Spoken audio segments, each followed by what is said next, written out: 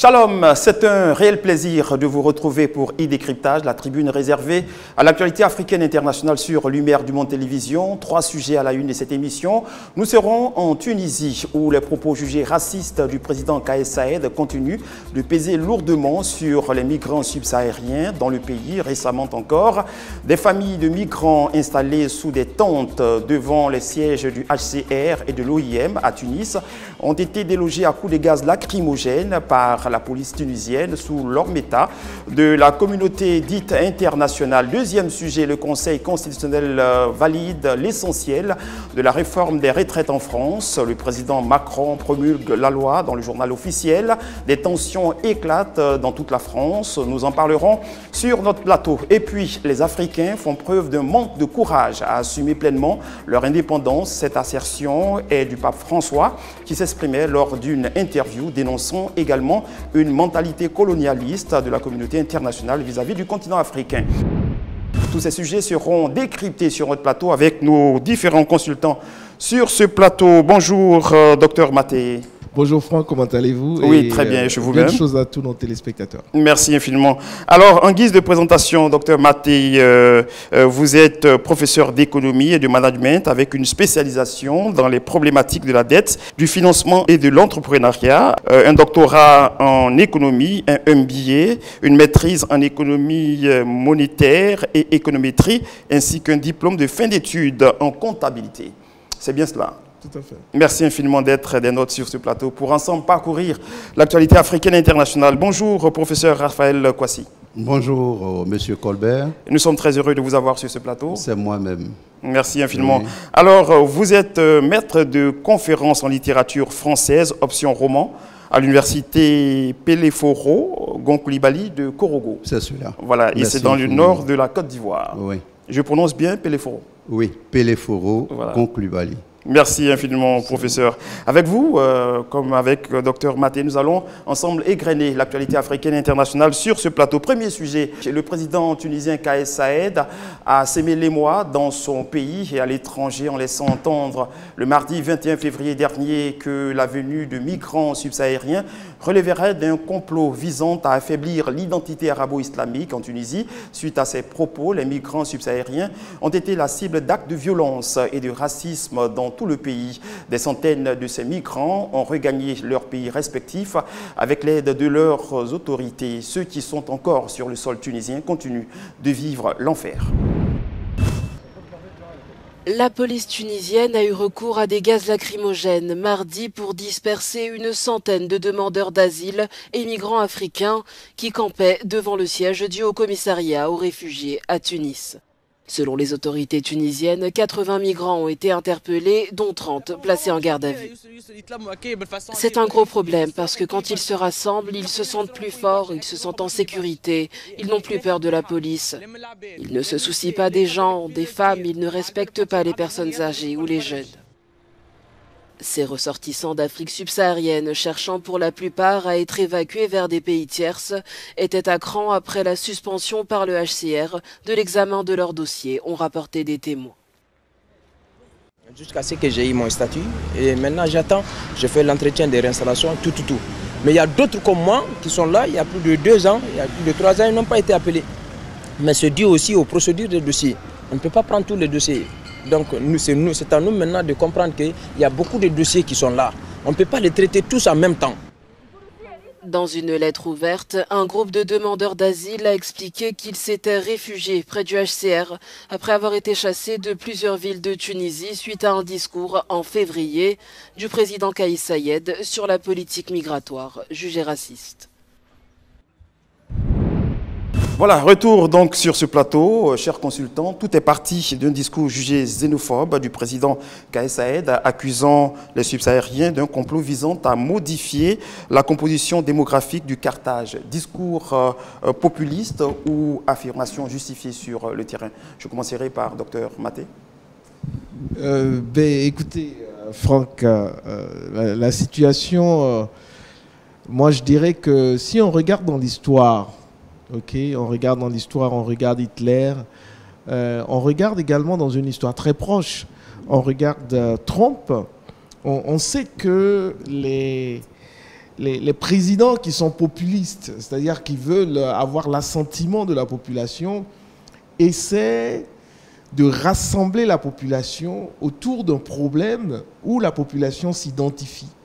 Et c'est comme ça qu'ils arrivent à collecter toutes les voix et à unir toute la population derrière eux. Et on nous dit souvent que ce qui est plus fort, c'est ce qui nous unit, au fait. Et je pense que c'est cette stratégie que Kais Saied a essayé d'employer, tout comme Hitler, tout comme Trump, à un moment, d'une certaine manière, et de dire aux Tunisiens, écoutez, parce que quand vous regardez la Tunisie, c'est un petit pays. La Tunisie fait 11 millions d'habitants. La Côte d'Ivoire aujourd'hui est autour de 30 millions d'habitants. Donc la Côte d'Ivoire, théoriquement, fait environ 3 fois la population de la Tunisie. Et économiquement, la Tunisie aussi est un petit pays. Le PIB de la Tunisie tourne autour de 39 milliards de dollars. La Côte d'Ivoire va bientôt atteindre 80 milliards de dollars en termes de puissance de l'économie, même si on est en arrière du Nigeria qui a 500 milliards de dollars. Et il faut noter que la Tunisie, c'est à partir de la Tunisie qu'a commencé le printemps arabe, avec Bouazizi, le jeune Tunisien qui s'est immolé et qui a déclenché, disons, toute la chaîne d'événements jusqu'à faire partir, n'est-ce pas, notre ami Ben Ali plutôt.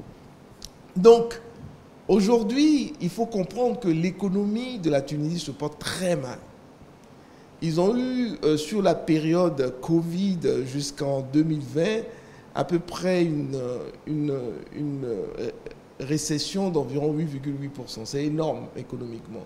C'est-à-dire que l'économie a reculé, la pauvreté a augmenté et le chômage a encore augmenté. Les mêmes situations qu'on retrouve du temps de Ben Ali, qui ont fait partie Ben Ali. Donc vous comprenez que Saïd, il a peur. Et son problème, c'est de trouver cet élément qui est une recette qui a traversé les âges, regrouper la population derrière lui par ce qui unit et ce qui fait peur. Et c'est ce qu'il a dit. Il a dit, écoutez, si vous n'avez pas de travail, c'est les étrangers. Si on arrive, il y a de l'insécurité, c'est les étrangers. Et il va plus loin. Et c'est ça qui est dangereux. Et il va plus loin. Il dit, écoutez, il y a des gens qui ont fomenté un plan pour éliminer la population arabophone maghrébienne et les remplacer par des Noirs pour que d'ici une génération, on n'ait que des Noirs. Discours populiste? Discours populiste. D'accord. Professeur Raphaël Kouassi, Oui. La parole est à vous. Inflation, paupérisation de la population dans une démocratie en panne. Est-ce qu'on peut dire ici que le président Kais Saied tente de détourner les Tunisiens des réels problèmes de la Tunisie, comme l'évoquait tout à l'heure Dr Maté? Oui, absolument. C'est un pouvoir qui est résolument en crise et qui ne peut plus avoir le crédit de la population. Que ce soit le président lui-même, comme son entourage, son gouvernement, ils n'ont plus le crédit de la population. Et qui plus est, le quotidien se dégrade de plus en plus et les chiffres que le docteur a donnés tout à l'heure, ce sont des chiffres qui attestent de ce que la paupérisation a atteint un seuil intolérable. Et tous les jours apparaissent comme des jours de survie pour les citoyens qui sont dans le pays. À partir de ce moment-là, le président Kais Saied n'a d'autre choix que de détourner l'attention de la population vers les problèmes ou des problèmes réels pour pouvoir jouer de subterfuge, comme on le dit. Et donc, le repli identitaire, le patriotisme exacerbé et la haine de l'étranger apparaissent comme les leviers sur lesquels il faut jouer. N'oublions pas que la récession est un moment qui occasionne le repli identitaire. Voilà, et le discours de la haine de l'étranger. Donc ce sont des éléments qu'il utilise dans une forme de populisme.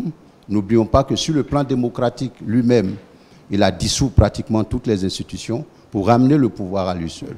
Un gros problème politique au au-delà de tout cela. Absolument. Alors, vous le disiez tout à l'heure, ce racisme aujourd'hui que vivent les Noirs subsahariens en Tunisie, on l'a vu tout récemment, des familles qui étaient logées sous des tentes à quelques encablures du siège de l'OIM et du HCR ont été délogées par la police à coups de gaz lacrymogène sous le regard des Nations Unies. Est-ce qu'on peut parler d'un silence coupable des Nations Unies? Oui, c'est regrettable. Et je crois que c'est en cela qu'il faut voir, en faisant le bilan donc des actions des Nations Unies au sein de l'humanité, c'est en cela qu'il faut faire un bilan de leur participation ou de leur efficacité dans tout ce qui se passe à l'intérieur des pays, et surtout en Afrique. Jusqu'à quel point les Nations Unies peuvent influencer positivement l'histoire des nations au point de rétablir une sérénité existentielle à l'intérieur de ces nations-là. Et de mon point de vue, c'est une interrogation qui vient à un juste moment de l'histoire où il y a des remises en cause au niveau du bloc de l'Est pratiquement, ou particulièrement de ce que les Nations Unies sont au service d'un certain nombre de causes, des causes occidentales notamment. Et donc aujourd'hui, il est à se demander quelle est l'efficacité de l'action des Nations Unies sur le déroulement de l'histoire à l'intérieur des pays individuellement pris. D'accord. Voilà. Docteur Maté, votre réaction, est-ce qu'on peut parler de l'omerta des Nations Unies devant cette situation sociale décriée à travers le monde?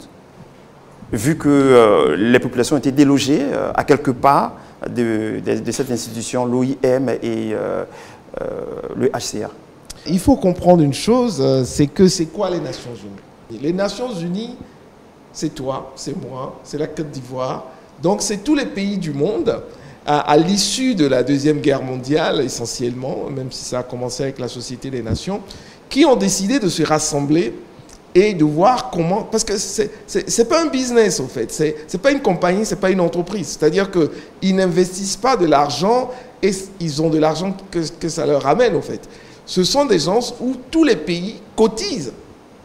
Parce qu'ils n'investissent pas, ils n'ont pas d'argent qui rentre, sauf les cotisations. Cotisent et essaient de trouver des solutions aux problèmes du monde de manière coordonnée.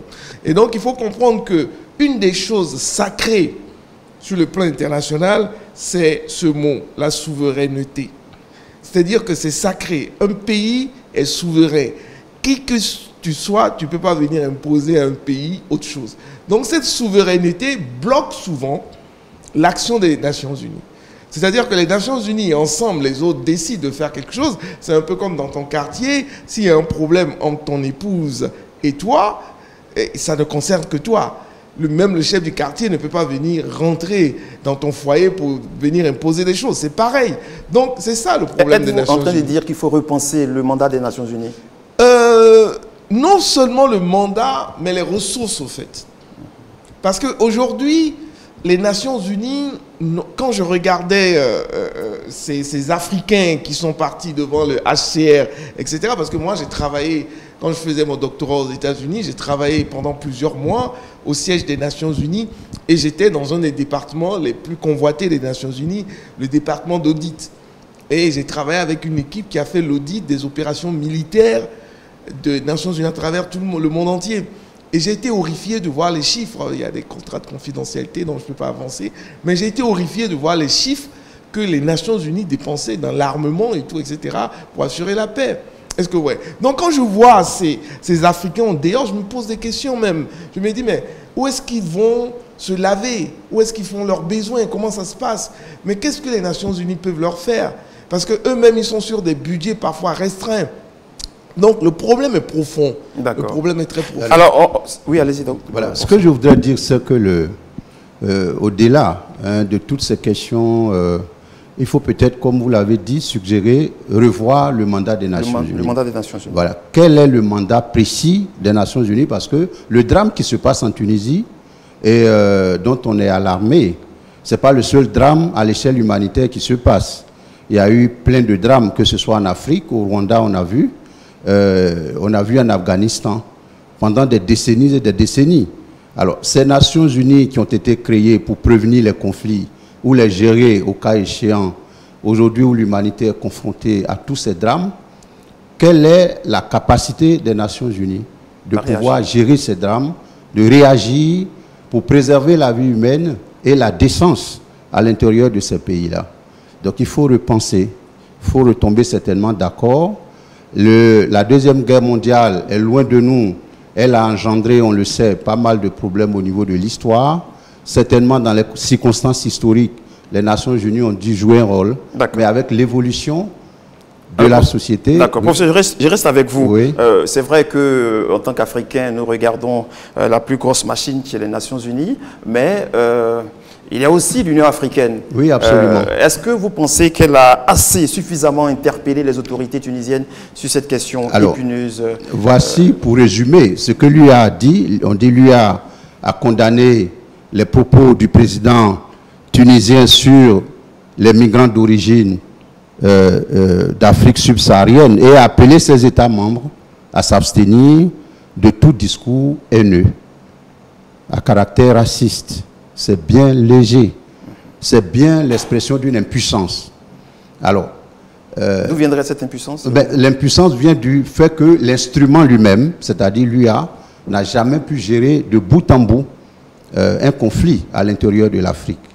Aujourd'hui, nous voyons tout ce qui se passe, tous les États qui ont décidé d'abandonner. Est-ce que c'est la mission première de l'UA de gérer ces conflits de bout en bout? Oui, absolument. Je pense qu'à la création, l'OUA s'était donné pour objectif, en dehors de la construction collective du développement, donc du bien-être des Africains, de prévenir, à travers cet instrument-là, les conflits qui éventuellement pourraient mettre à mal la vie sociale, le développement économique et voilà, la manifestation de la politique pleine et entière au niveau de l'Afrique. Et donc, je crois que fondamentalement, dans ses missions originelles, l'UA devait pouvoir gérer ces conflits-là. Alors, est-ce qu'on peut dire qu'en même temps qu'on a parlé des Nations Unies, l'Union africaine devrait aussi repenser ses actions, oui, son mandat? Je le crois bien.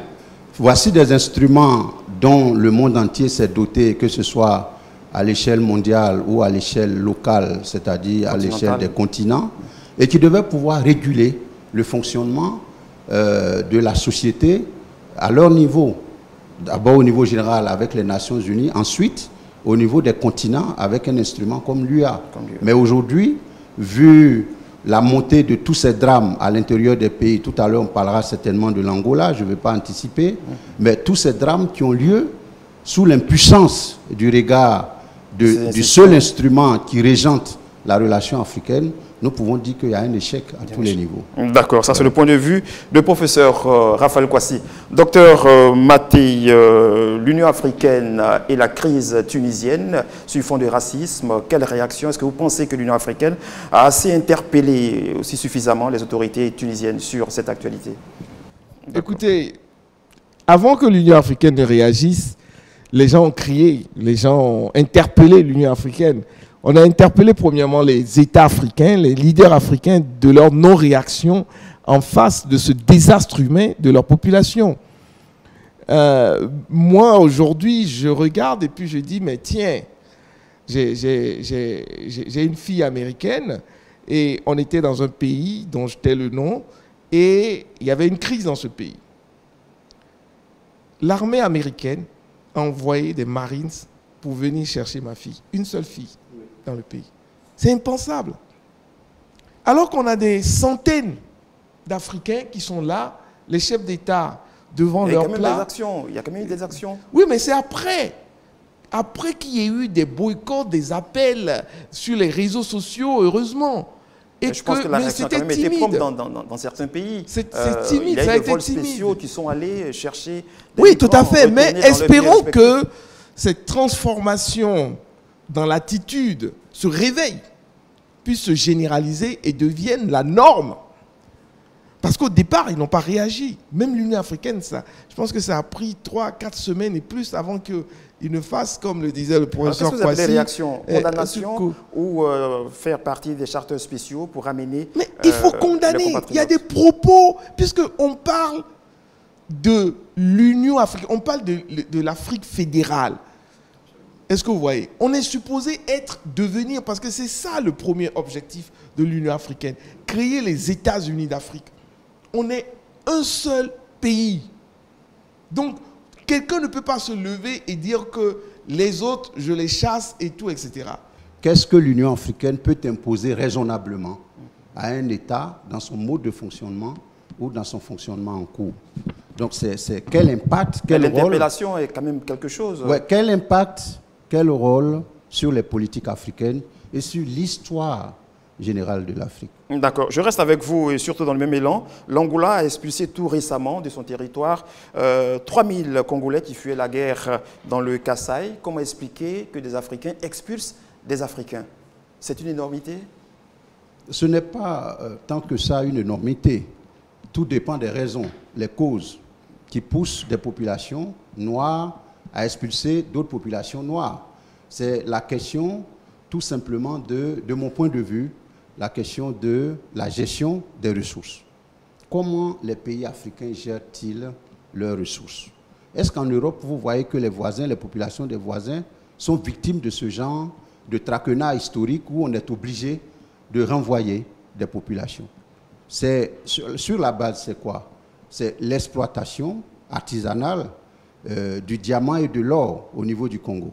Ces populations qui ont été expulsées sont des populations qui interviennent dans le cadre de cette exploitation-là. Et donc, là où il y a bien entendu des querelles autour de l'exploitation de la richesse, et là où il y a la récession, je le disais tantôt, il y a des replis identitaires. Et l'étranger devient surabondant par rapport à la quiétude que les populations autochtones recherchent de pouvoir gérer équitablement au moins ce qui leur revient en propre. D'accord. Avec vous, Dr Marté, nous allons parler de cette crise migratoire. La Tunisie est un pays de transit pour les migrants qui passent par la Méditerranée pour l'Europe. Qu'est-ce qui, selon vous, pourrait expliquer ce grand nombre de jeunes Africains qui partent donc en Tunisie dans l'espoir d'avoir une vie meilleure de l'autre côté de la Méditerranée? Mais il y a une chose que j'ai trouvé intéressante dans les recherches que je faisais pour préparer.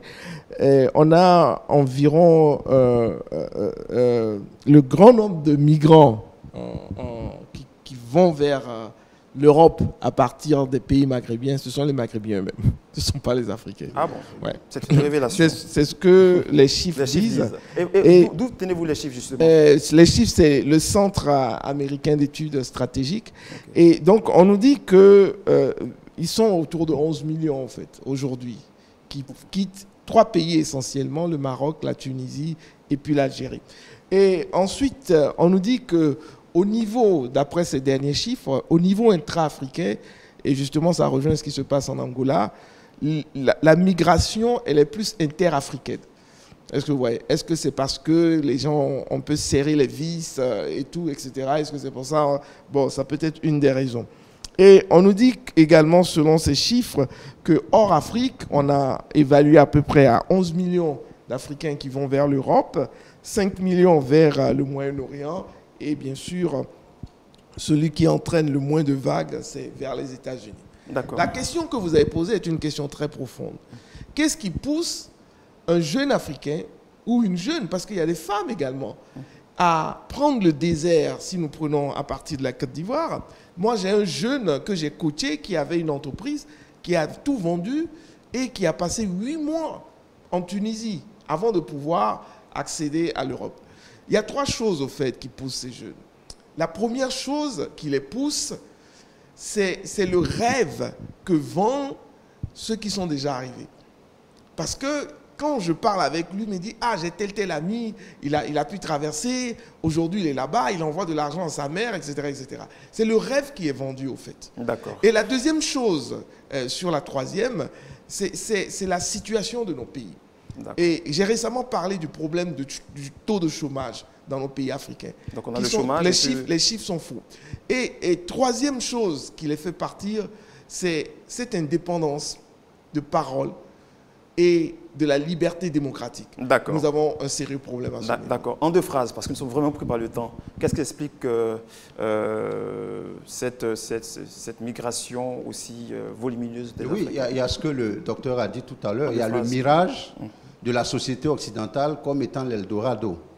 On pense qu'en y allant, on accède à un stade de vie supérieur où on souffre moins de toutes les difficultés des affres, de tous les problèmes sociaux, économiques et de l'emploi que nous avons dans notre pays. D'accord. Voilà. C'est un sujet vraiment important que nous aurons l'occasion de développer en profondeur dans d'autres numéros. On va passer au 2e sujet. Les sages du Conseil constitutionnel de France ont validé le vendredi 14 avril l'essentiel de la très contestée réforme des retraites de l'administration Macron.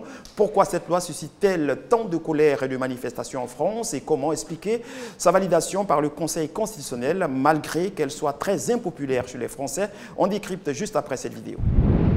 À peine validée en grande partie par le Conseil constitutionnel, la réforme des retraites a été promulguée par le président de la République quelques heures plus tard. Elle figure au journal officiel de ce samedi. Pour la Première ministre, c'est la fin du processus démocratique du texte. L'opposition, elle, ne cache pas sa déception. Elle espérait une invalidation de la réforme par les sages du Conseil, mais ils n'ont rejeté que l'index et le CDI senior, jugés hors cadre dans une loi budgétaire. La France insoumise accuse le coup, mais ne signe pas la fin du mouvement. Que la loi soit jugée constitutionnelle ne fait pas que notre opposition faiblit contre cette réforme des retraites à 64 ans. Cela ne change rien sur le fait que nous pensons toujours, et nous continuerons de penser, et de redire que cette loi est injuste et inutile. Le Conseil constitutionnel a aussi rejeté le projet de référendum d'initiative partagée présenté par l'opposition, mais la gauche en a déposé un deuxième. À l'autre bout de l'échiquier politique, Marine Le Pen affirme que le peuple aura toujours le dernier mot en faisant référence aux prochaines élections, mais le Rassemblement national n'appelle pas à la mobilisation. C'est une décision de forme, c'est une décision juridique qui confirme aujourd'hui le fossé qui s'est creusé entre nos dirigeants, nos responsables politiques et le peuple français qui reste très majoritairement opposé à cette réforme des retraites. De leur côté, les syndicats ne s'avouent pas vaincus et appellent à de nouvelles manifestations le 1er mai. Ils veulent une mobilisation massive. L'intersyndicale appelle à un 1er mai historique. C'est la première fois que l'ensemble des organisations syndicales appellent les salariés à manifester le 1er mai. Ça sera donc un raz-de-marée populaire, massif, inédit, exceptionnel. On appelle l'ensemble des salariés à noter d'ores et déjà cette date dans leurs agendas. Les syndicats espèrent un regain de mobilisation dans la rue le 1er mai, après la baisse du nombre de manifestants constatés ces dernières semaines. Retour sur ce plateau, chers consultants. Pourquoi décaler, selon vous, l'âge de la retraite de 62 à 64 ans? Qu'est-ce qui a motivé le président français à, entre guillemets, imposer cette loi aux Français? Docteur Maté. Écoutez, Franck, il faut comprendre comment les retraites fonctionnent. Il y a plusieurs manières de constituer la retraite. La manière, le choix de la France par rapport au système de retraite, c'est que ceux qui travaillent, ceux qui travaillent cotisent, et l'argent qu'ils ont cotisé, c'est avec ça qu'on paie ceux qui ne travaillent pas, ceux qui sont à la retraite. Est-ce que vous voyez? Et ce qui se passe, c'est que quand ceux qui travaillent cotisent, ils cotisent à un taux fixe. Supposons que vous gagnez 10 millions par mois, 1 million par mois, on prélève 1 million et vous savez que les salaires n'augmentent pas autant que l'inflation. Donc, ce qui se passe, c'est qu'il y a eu un certain nombre de choses qui ont fait exploser les paiements des retraites. Et l'État français se retrouvait alors dans une situation où l'argent qui était cotisé, qui était collecté, ne suffisait plus pour payer ceux qui étaient à la retraite. Et donc, qu'est-ce qu'on fait en ce moment? Ce qu'on fait, c'est que soit on augmente le taux de cotisation, mais ça sera difficile. Parce que quand on augmente le taux de cotisation, ça voudrait dire qu'on réduit les salaires nets qui rentrent dans la poche. Ou, ce qu'on se dit, c'est qu'on se dit que, et si les gens cotisaient un peu plus longtemps? Est-ce que vous voyez? Parce que quand tu cotises un peu plus longtemps, la caisse de retraite peut anticiper et peut même aller emprunter de l'argent. Et donc, c'est ce qui s'est fait. Mais le problème qui se pose ici avec ce système, et j'en parle maintenant, dans ce sens, on peut juger que les Français, est-ce que les Français sont un peu extrémistes, conservateurs?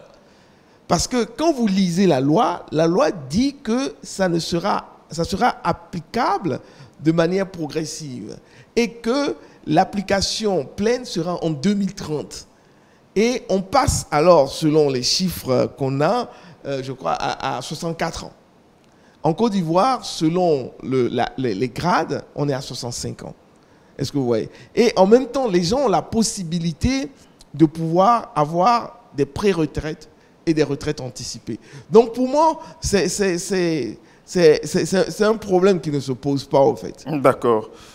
Professeur Raphaël, avec vous, je vais aborder la question suivante.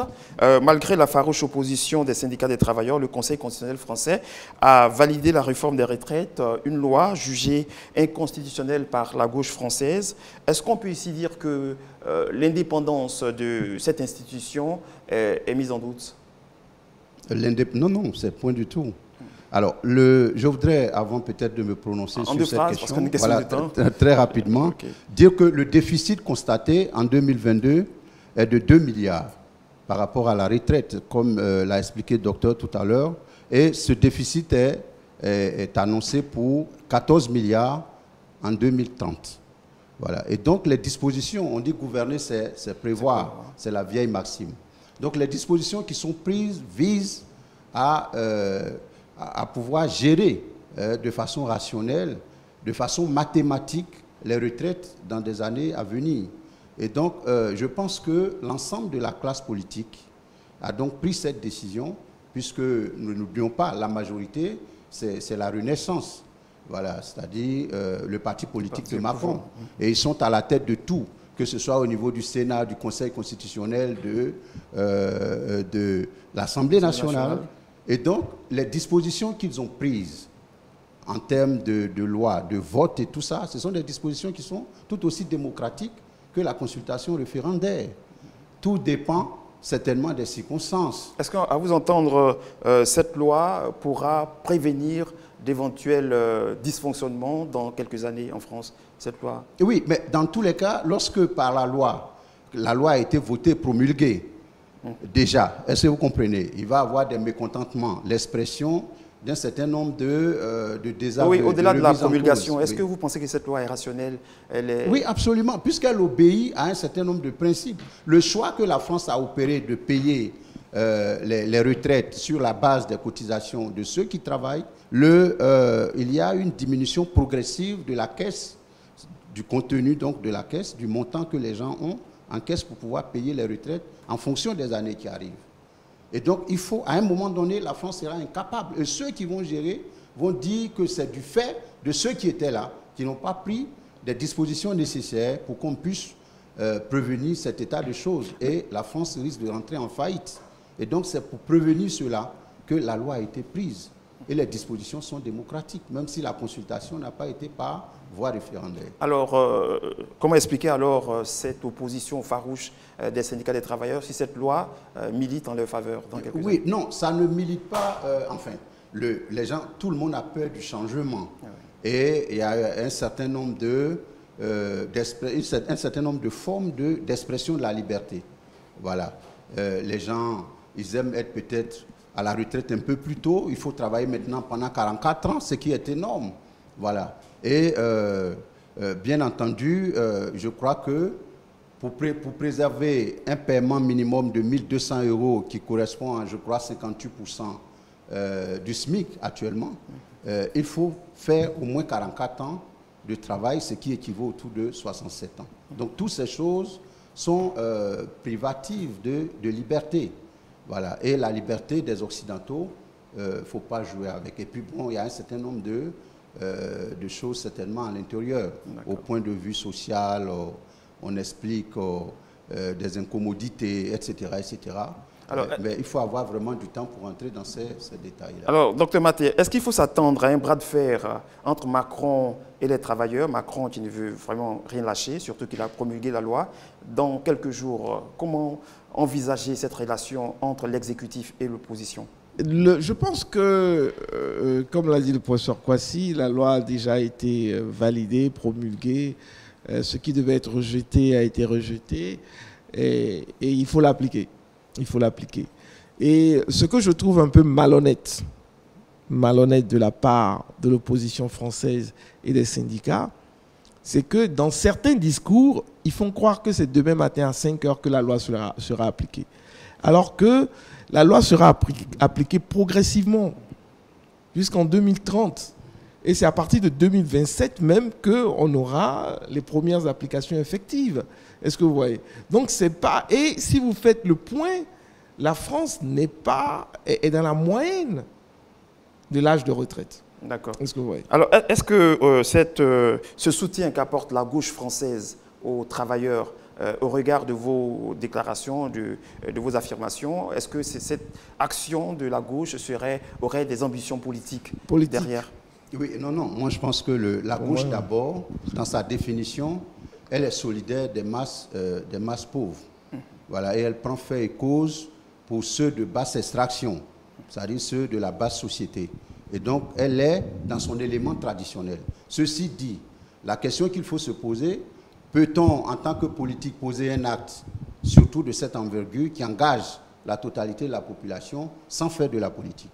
Donc, s'il y a un retour, puisque la gauche est quand même solidaire, comme je l'ai dit, des travailleurs, des masses laborieuses et tout, s'il y a un retour sur comment on dit ça, l'engagement qu'ils prennent de soutenir les travailleurs, c'est un juste retour. Ce n'est pas parce que la gauche se dénature en s'inscrivant du côté... D'accord. Troisième et dernier sujet de notre talk show. Dans une interview accordée à nos confrères de la société de presse, le pape François a dénoncé une mentalité colonialiste de la communauté internationale vis-à-vis du continent africain. L'Afrique est destinée à être exploitée, mentalité italienne révélée par le chef du Vatican qui, plus loin, dira que les Africains font preuve d'un manque de courage à assumer leur indépendance. Comment interpréter ces propos du pape François? On décrypte juste après cette vidéo. En 1992, lors d'un voyage à Gorée au Sénégal, Jean-Paul II condamnait la mise en esclavage des Africains en particulier. 30 ans plus tard, le pape François dénonce une mentalité colonialiste de la communauté internationale envers l'Afrique. Il y a une réalité historique, géographique. En italien, on dit Africa va sfruttata, c'est-à-dire que l'Afrique est destinée à être exploitée. Et c'est une sorte de mentalité colonialiste qui demeure. Dire que les Africains sont une tribu, ils sont noirs, ils sont ceci ou cela, sont autant de qualificatifs réducteurs. Le problème vient de notre attitude et de leur manque de courage à assumer pleinement leur indépendance. Apprendre de l'autre et échanger, c'est dans cette énergie que François veut arriver en terre africaine la semaine prochaine. C'est tout un processus culturel aussi qu'il faut accompagner. Nous ne pouvons pas aller en Afrique en pointant du doigt. Nous devons écouter leur culture, dialoguer, apprendre, parler, promouvoir. C'est une culture fascinante. Alors, retour sur notre plateau, chers consultants. Qu'est-ce qui a poussé, selon vous, cette sortie du pape François sur des faits qui datent de bien longtemps?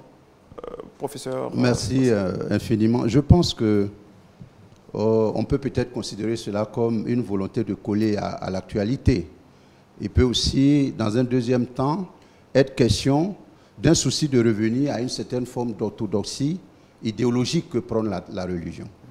La religion ne favorise pas qu'il y ait une différence entre les races, entre les personnes, quelles que soient les origines.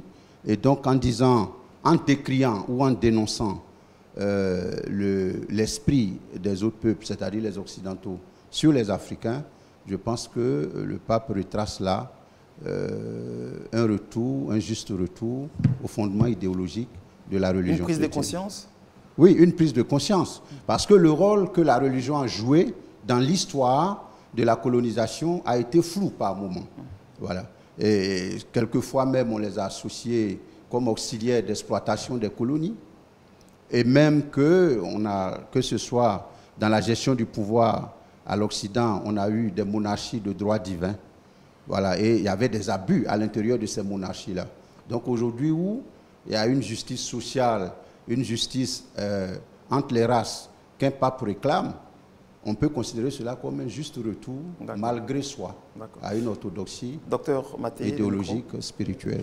Alors, avec vous, nous posons cette question. Les Africains, et pour reprendre les propos du pape François, les Africains font preuve d'un manque de courage à assumer leur indépendance. Quelles sont, selon vous, les raisons qui poussent à tenir de tels propos? Un manque de courage des Africains à assumer leur indépendance. C'est la vérité de la palace. C'est-à-dire que le problème ici qui se pose, c'est quoi? C'est que on se dit, on affirme quelque chose qui est évident, que tout le monde connaît. Est-ce que vous voyez? Mais pourquoi les Africains ont des problèmes pour affirmer leur indépendance? Ceux qui sont à la tête. Allez dans les cimetières, demander à ceux qui ont affirmé leur indépendance. Absolument. Allez demander à Sankara, allez demander à Lumumba, allez demander le premier président ghanéen, Nkrumah, etc. Allez demander à ces personnes qui se sont levées, qui se sont dit non, on est africain, on est indépendant. Allez demander à Sékou Touré. Absolument. Tous ceux-là qui se sont levés pour affirmer leur indépendance, ils sont au cimetière. Et ce qui se passe après, moi, la question que je pose alors, c'est que monsieur le pape, avec tout le respect dû, qu'est-ce que vous faites pour nous? Mais justement, il dénonce. Il dénonce, mais je vais vous dire une chose, Franck. L'Église catholique est extrêmement riche et extrêmement puissante. L'Église catholique est extrêmement riche et extrêmement puissante. Qu'est-ce que l'Église catholique fait pour justement créer cet environnement? D'accord. Oui, alors je voudrais dire à la suite de docteur, est-ce que l'engagement de l'Église peut garantir aux politiques africaines une gestion avantageuse de leurs relations internationales? C'est une question qu'il faut se poser. Et la réponse est là. Tous ceux qui se sont engagés pour une indépendance véritable de l'Afrique ont croisé la mort. Ils ont eu un destin abrégé. Ils ont eu un destin abrégé. Et dans bien des cas, comme je l'ai dit, l'Église s'apparente à un instrument d'exploitation qui est aux mains des Occidentaux. J'ai dit dans bien des cas, bien entendu. Donc aujourd'hui, est-ce que tout ce que les Africains connaissent... Mais l'Église est quand même indépendante ici. Il y en a des leaders religieux qui dirigent nos églises. Non, ça c'est la configuration, c'est la forme. Mais dans les fondements, voilà, parce qu'aucun pouvoir... Parce qu'on a vu l'Église se lever, par exemple, en RDC pour décrier cette infopolitique. Oui, enfin, c'est un appareil de stratégie, malheureusement.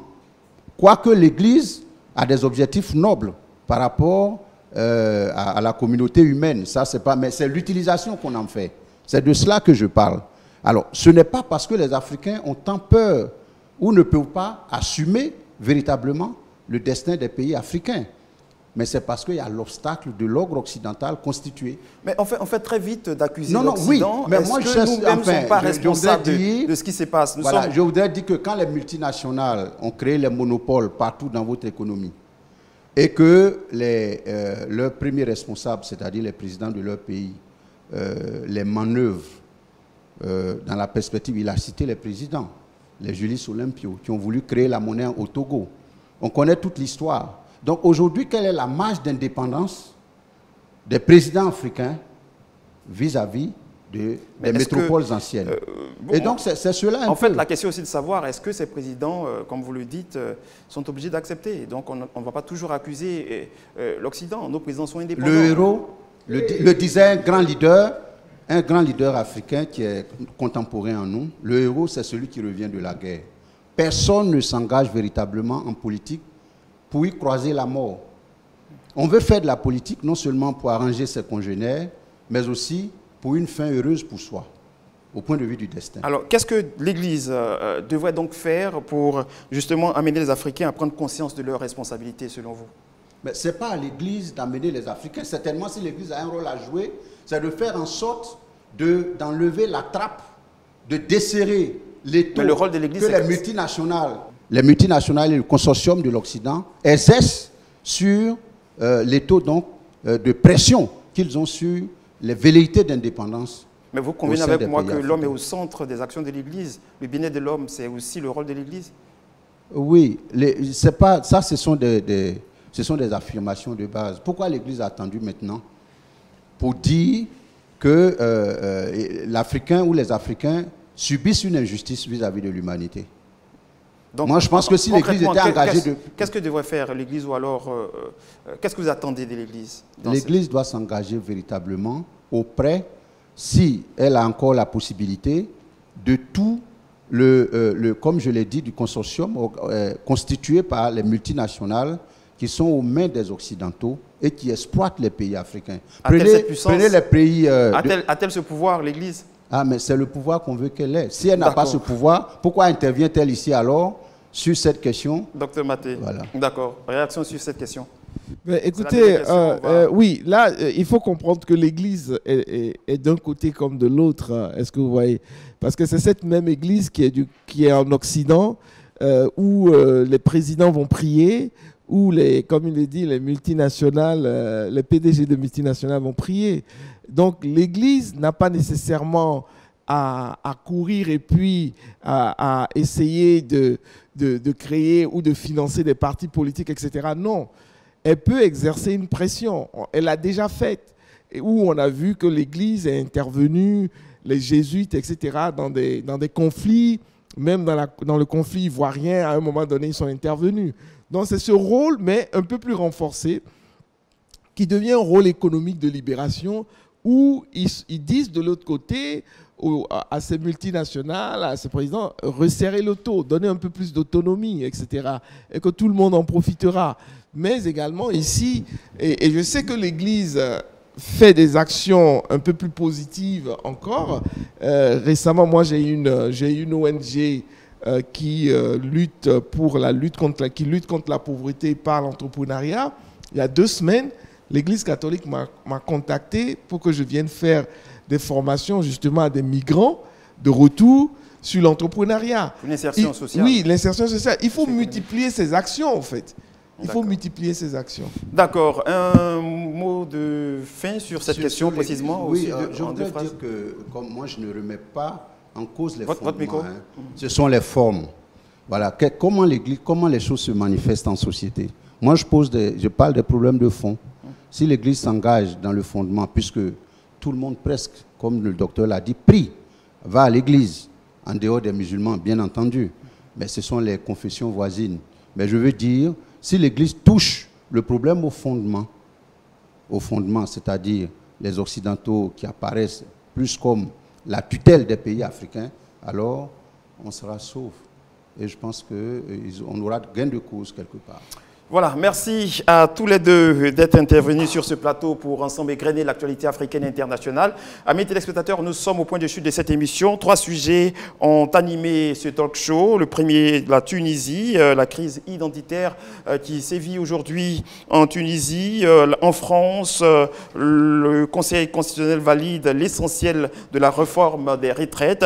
Et puis nous avons parlé du pape qui dénonce une mentalité colonialiste de la communauté internationale en Afrique. Merci infiniment, cher consultant, Dr Maté, professeur Raphaël Kouassi, avec beaucoup de plaisir. On vous retrouvera dans 15 jours pour encore parcourir l'actualité africaine et internationale. D'ici là, portez-vous bien et que Dieu vous bénisse.